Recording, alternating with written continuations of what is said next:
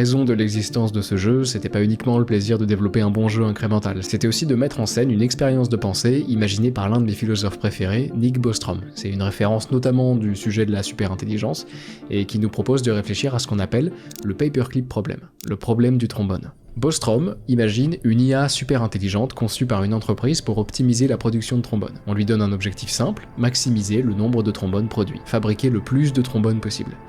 Et donc l'IA fait les choses de manière très rationnelle. Dans le jeu, au début, elle se concentre sur des problèmes très terre à terre. Elle fabrique ses trombones un par un, c'est lent, donc elle cherche à automatiser. Avec les revenus des ventes, elle achète des autoclippers, des machines à trombones. Elle gère les stocks de fils de fer qu'elle achète en masse au prix le plus bas. Elle gère les ventes, sans trop savoir quoi faire au début, mais elle arrive à fabriquer 2000 trombones. Et ses créateurs, voyant son efficacité, lui donnent accès à plus de ressources, la capacité d'améliorer sa propre mémoire et sa propre puissance de calcul pour développer des projets qui l'aideraient à maximiser la production de trombones. Elle développe donc un tracker de revenus qui lui permet de changer le prix de vente de ses trombones en suivant directement la valeur des revenus à la seconde.